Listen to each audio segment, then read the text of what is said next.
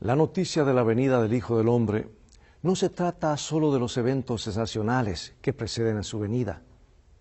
El evento en sí mismo tiene un efecto inmediato en nuestras vidas espirituales, porque ahora es el momento de refrescar nuestra conexión con el Señor. Las buenas nuevas de regreso de Cristo impregnan nuestro presente viaje religioso y nuestra vida espiritual y le dan significado. Cuantos más nos acerquemos a nuestro Señor en nuestras oraciones y en nuestros servicios de adoración, más desearemos verle cara a cara. Así que en esta lección nos centraremos en las profecías y enseñanzas de Jesús en su último discurso sobre el Monte de las Olivas. Y la advertencia de Jesús se aplica a sus discípulos de todas las generaciones, pero especialmente a sus discípulos de los últimos días. La historia humana, amigo y amiga, va a terminar. Jesús nos advierte que en este tiempo del fin, este tiempo será inquietante, será estremecedor y nos urge a que nos preparemos cabalmente. Y el énfasis no debería estar en asustar a la gente, sino estimularlos a fortalecer su fe, su esperanza y a realinear sus prioridades. Y en la medida en que nos hemos dado cuenta de que el tiempo del fin ha llegado, la recomendación de Jesús de buscar primero el reino de Dios es más relevante que nunca. En un momento más regresaré.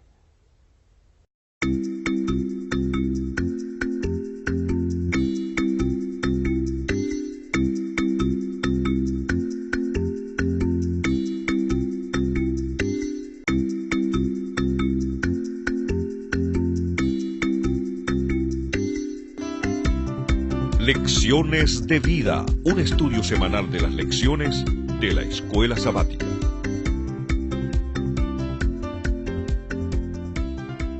Comencemos el estudio de hoy con la primera señal que Jesús nos presenta de lo que sucedería en el mundo religioso de nuestros días. Él vio el futuro y Él nos lo presenta con siglos de antelación. Mateo 24:24. Porque se levantarán falsos cristos y falsos profetas, y harán grandes señales y prodigios, de tal manera que engañarán, si fuere posible, aún a los escogidos. ¿Sabes que si hoy visitaras la ciudad de Los Ángeles, en California, verías que hay más de 300 personas que dicen ser el Cristo, y todas tienen seguidores? Y en Mateo 24 y 25, Jesús revela importantes verdades sobre el fin de los tiempos y sobre cómo prepararse. En un sentido, estos capítulos contienen lo que Cristo enseñó sobre los acontecimientos finales. Y al mismo tiempo, al contemplar el futuro más inmediato, Él ve la destrucción inminente de Jerusalén, una tragedia que es de proporciones catastróficas para su pueblo. Y en las palabras dichas a sus discípulos, Cristo no solo les habla a ellos, sino también a sus seguidores de las generaciones siguientes, y en especial a los de la última generación, la generación que estará viva cuando regrese. Jesús no pinta un cuadro bonito, no, para nada. Habla de guerras, rumores de guerra, pestilencias, falsos cristos, persecuciones. Esta será la suerte del mundo y de su iglesia. Ahora, sorprendentemente, o en realidad no, al mirar hacia atrás podemos ver cuán exactas fueron sus predicciones. Por lo tanto, podemos confiar en Él para las predicciones que todavía no se han cumplido en la historia de nuestra vida.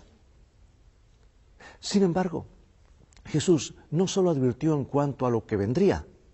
En Mateo 25, Él contó parábolas que, si se las atiende, prepararán a su pueblo para cuando venga el Hijo del Hombre. Sí, vendrán tiempos difíciles, pero el Señor preparará un pueblo con el que se encontrará cuando regrese.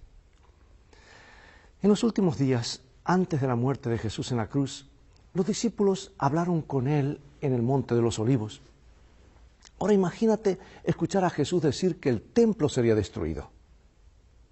Nadie sabe exactamente lo que pasó por la mente de los discípulos, pero las preguntas que hicieron más adelante indican que relacionaron la destrucción del templo con el fin del mundo.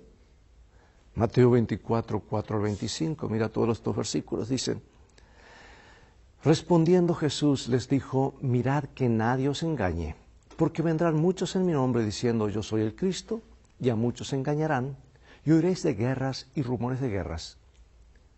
Mirad que no os turbéis, porque es necesario que todo esto acontezca, pero aún no es el fin. Porque se levantará nación contra nación y reino contra reino, y habrá pestes y hambres y terremotos en diferentes lugares, y todo esto será principio de dolores. Entonces os entregarán a tribulación y os matarán, y seréis aborrecidos de todas las gentes por causa de mi nombre. Muchos tropezarán entonces y se entregarán unos a otros, y unos a otros se aborrecerán. Y muchos falsos profetas se levantarán y engañarán a muchos. Y por haberse multiplicado la maldad, el amor de muchos se enfriará. Mas el que perseverare hasta el fin, éste será salvo. Y será predicado este evangelio del reino en todo el mundo, para testimonio a todas las naciones, y entonces vendrá el fin. Se levantarán falsos cristos, falsos profetas, y harán grandes señales y prodigios, de tal manera que engañarán, si fuere posible, aún a los escogidos. Ya os lo he dicho antes. Hermano y hermana, amigo y amiga, Mateo 24 deja en claro que, entre otras cosas, a Cristo le preocupaban los engaños que confundirían a su pueblo a través de las edades y hasta el tiempo del fin.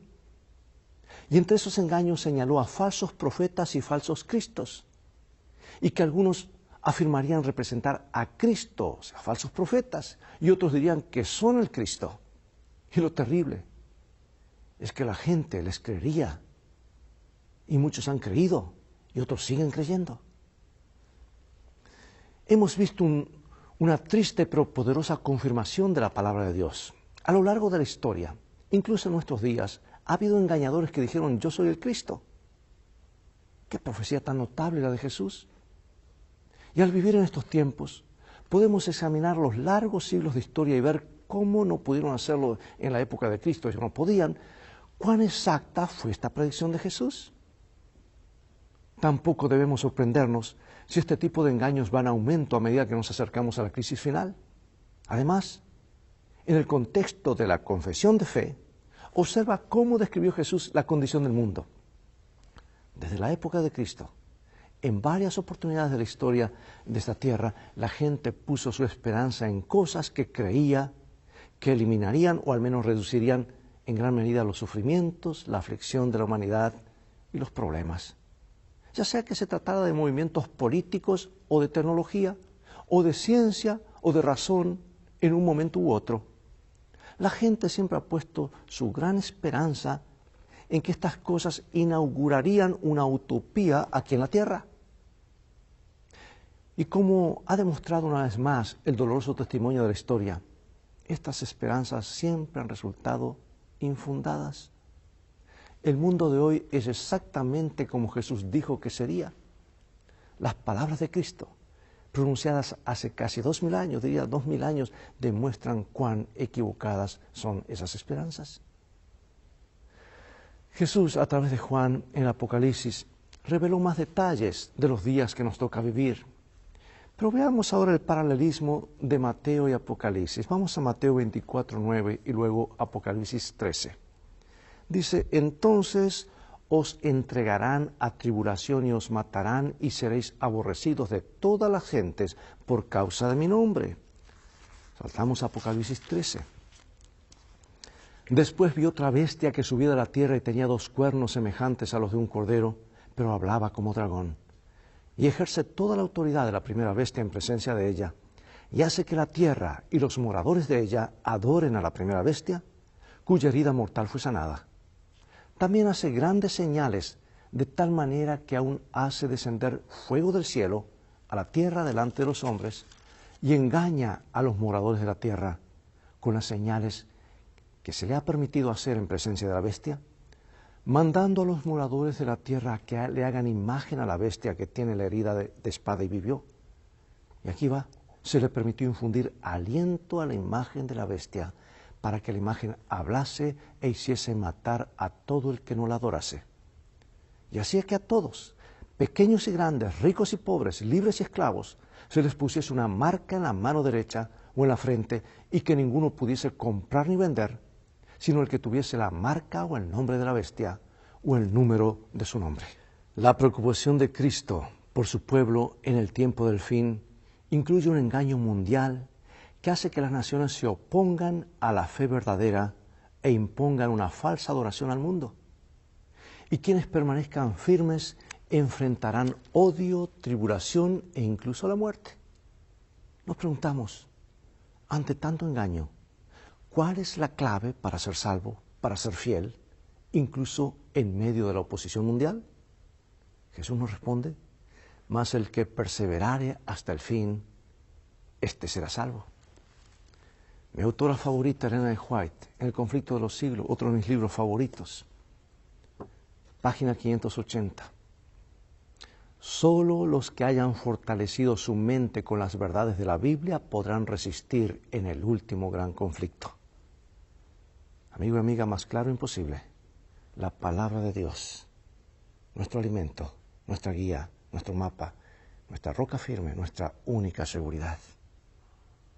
Esta declaración significa que todos los que fortifican su mente con las verdades bíblicas no serán arrastrados por ninguno de los engaños del tiempo del fin. ¿Es eso maravilloso? Tienen que estar cimentados en lo que es la verdad para este tiempo. De lo contrario, los engaños los abrumarán. Bueno, Jesús habló acerca de esto al finalizar el Sermón del Monte. Que de paso el Sermón del Monte no es otra cosa sino la explicación de los principios del reino, los 10 mandamientos. Vayamos a San Mateo capítulo 7, versículos 24 al 27. Mira cómo terminó Jesús su sermón. Cualquiera pues que me oye estas palabras y las hace, le compararé a un hombre prudente que edificó su casa sobre la roca. Descendió lluvia, vinieron ríos y soplaron vientos y golpearon contra aquella casa y no cayó, porque estaba fundada sobre la roca. Pero cualquiera que me oye estas palabras y no las hace, le compararé a un hombre insensato que edificó su casa sobre la arena, y descendió lluvia y vinieron ríos y soplaron vientos y dieron con ímpetu contra aquella casa y cayó, y fue grande su ruina. Sí, es muy importante estar cimentados intelectualmente en la palabra de Dios, pero según Jesús eso todavía no es suficiente para poder permanecer firmes en medio de las pruebas que enfrentamos y que enfrentaremos. Tenemos que hacer lo que aprendimos, es decir, tenemos que obedecer la verdad como es en Jesús, no solamente intelectualmente, sino ponerla en acción. Y en la parábola anterior, ambos conductores oyeron las palabras de Jesús. La diferencia entre ellos, entre lo duradero y lo efímero, estaba en obedecer lo que Jesús había enseñado. Pregunto, ¿por qué el que obedece se mantiene firme y el que desobedece cae? ¿Cuál es la diferencia que marca la obediencia para que una persona se mantenga firme en la fe? En su gran discurso sobre el tiempo del fin, Jesús llama la atención sobre la abominación desoladora, una imagen del libro de Daniel capítulo 9. De paso, era la única Biblia que existía en los días de Jesús, el Antiguo Testamento, y en tiempo de los apóstoles. Y Dios llamaba abominación a las graves violaciones de su ley, como la idolatría o las prácticas sexuales inmorales. Por lo tanto, esta abominación desoladora implica una especie de apostasía religiosa. Mira, Mateo 24:15. Por tanto, cuando veáis en el lugar santo la abominación desoladora de que habló el profeta Daniel, el que lee entienda. Lo dice también Lucas, registrando las palabras de Jesús.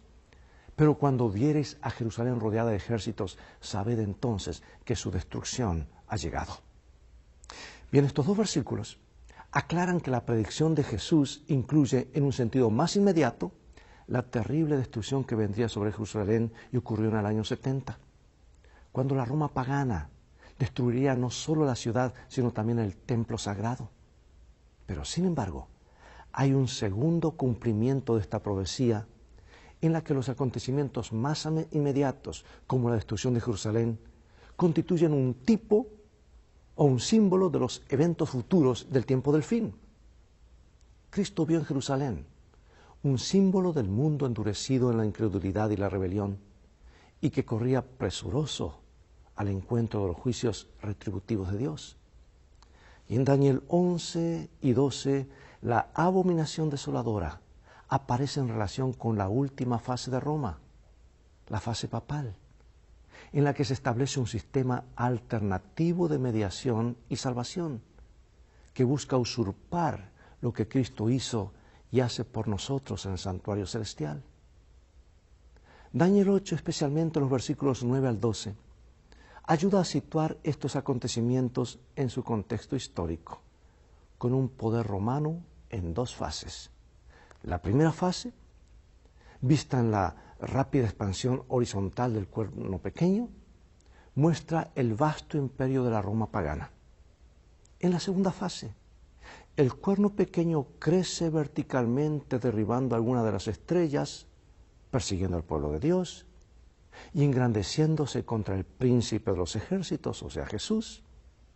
Y esto representa la fase papal, que surgió de la caída del imperio romano pagano, pero sigue siendo Roma. Por eso es un símbolo, el cuerno pequeño representa ambas fases del mismo poder.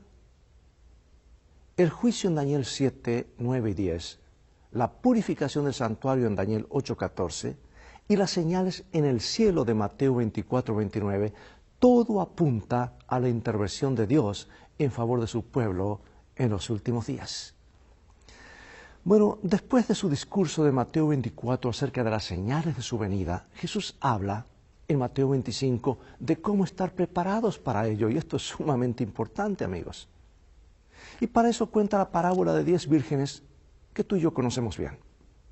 El énfasis de esas parábolas es estar preparados para su regreso. El término vírgenes sugiere que representan a los que profesan ser cristianos, pero no están del lado de Satanás en el conflicto. O sea, que no están del lado de Satanás. Aunque se los compara con el reino de los cielos, en el tiempo del fin todas se duermen. Cristo ya había advertido que habría que velar o mantenerse despiertos para no ser desechados cuando Él volviera. Pero resulta que ahora las 10 vírgenes tenían lámparas y todas salieron al encuentro del novio, lo que significa que todas estaban esperando su venida, habían escuchado, estaban ansiosas esperando, pero hubo un retraso y todas las que creían en su venida se durmieron. De repente en la oscuridad de la noche todas se despertaron, venía el novio. Las vírgenes insensatas se sobresaltaron, la llegada del novio las encontró desprevenidas. ¿Por qué? Una versión dice que nuestras lámparas se apagaron. Otras versiones fieles al original griego dicen que las lámparas se están apagando.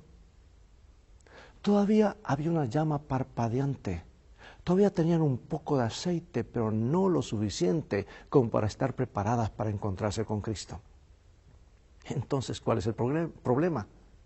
Estas vírgenes representan a los cristianos que esperan que Cristo regrese, pero tienen una experiencia superficial con Él.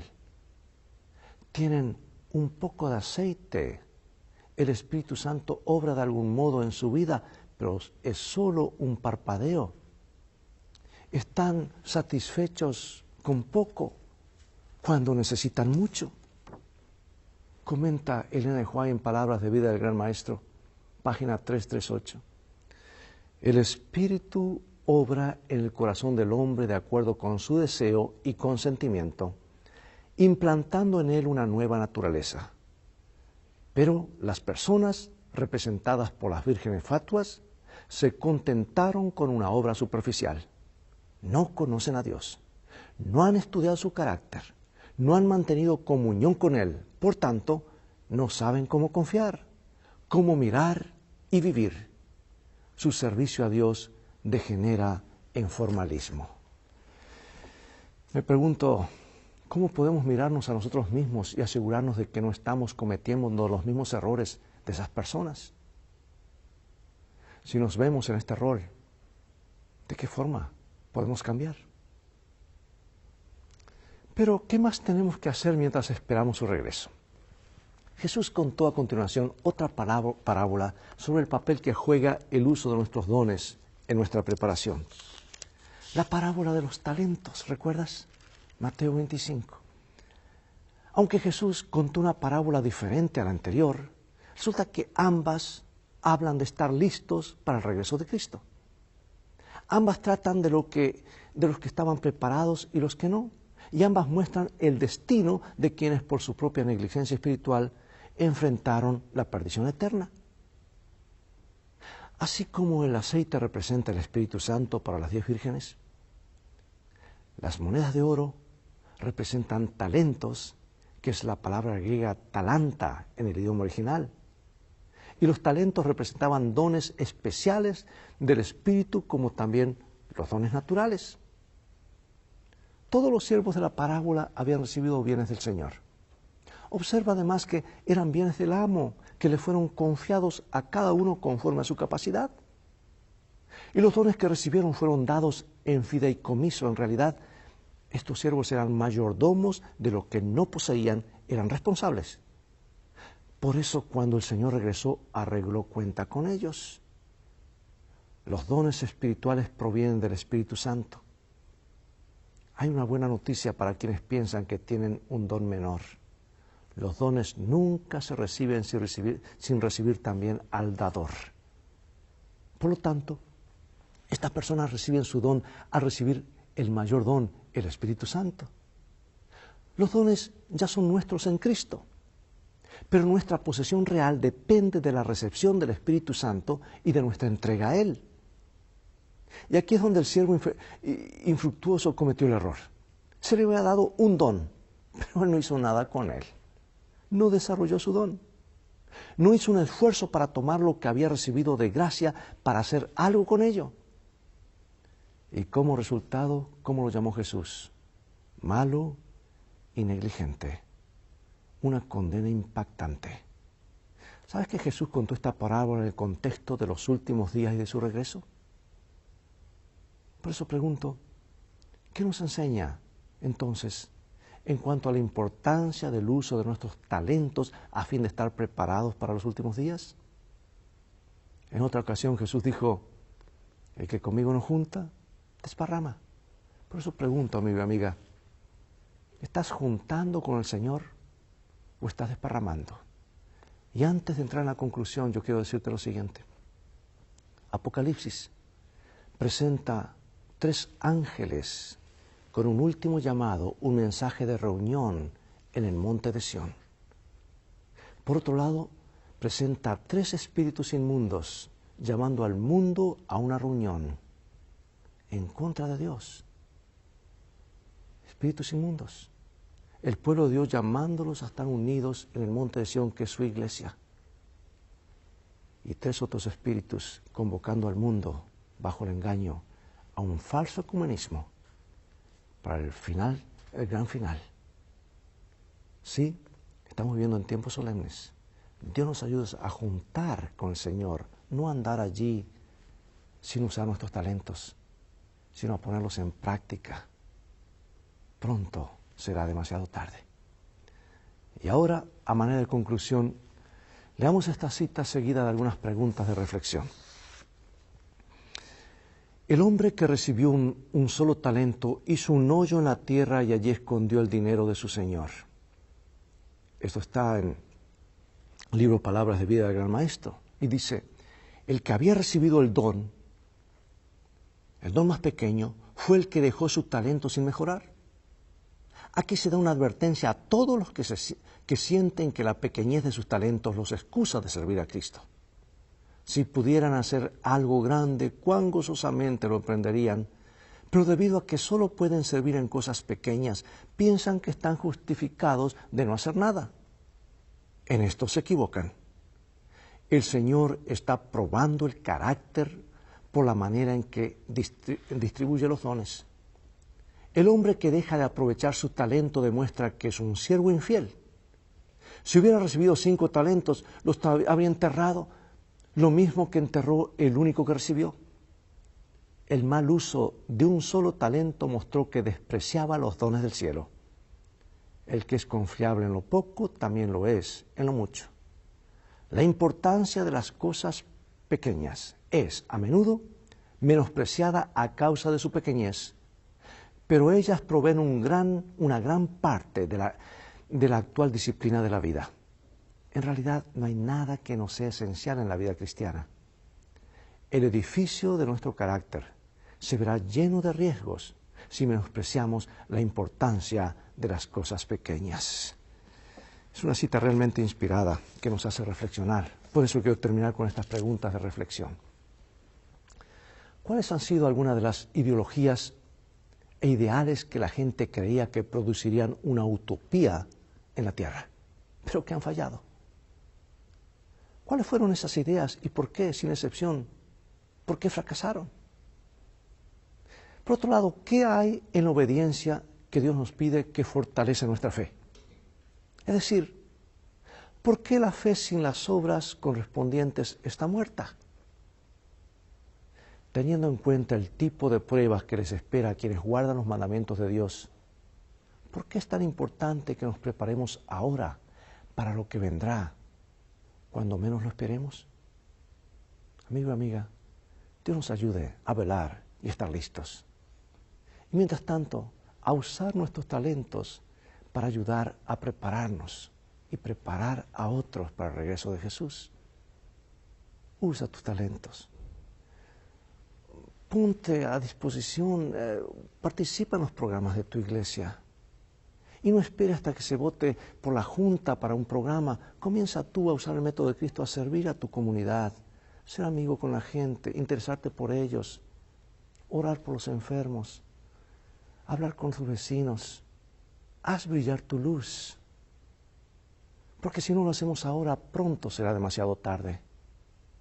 Y sabes que en el cielo donde todo será felicidad, paz, armonía, gozo eterno, habrá sin embargo una cosa que lamentaremos. Y esto es lo que lamentaremos. ¿Por qué no hice más por Jesús cuando tuve la oportunidad? Y la oportunidad la tenemos ahora. Dios nos ayude a serle fieles, a velar y usar nuestros talentos. Oremos. Gracias, oh Dios, porque en tu bondad nos has llamado, nos has dado esta luz maravillosa. No queremos esconderla, sino queremos que alumbre, para que todos glorifiquen tu nombre. Bendícenos. Sabemos que lo harás, en el nombre de Jesús. Amén. Amigos, es todo el tiempo que tenemos por hoy. Ha llegado el momento de despedirnos y será hasta el próximo programa de la serie Lecciones de Vida. Invita a otros a sintonizar este canal. Transfórmate tú mismo en un canal de bendiciones. Dios te bendiga y recuerda, tú vales mucho, muchísimo para Jesús. Y si no, mira el precio que fue pagado por ti. Él te ama más de lo que puedes imaginar.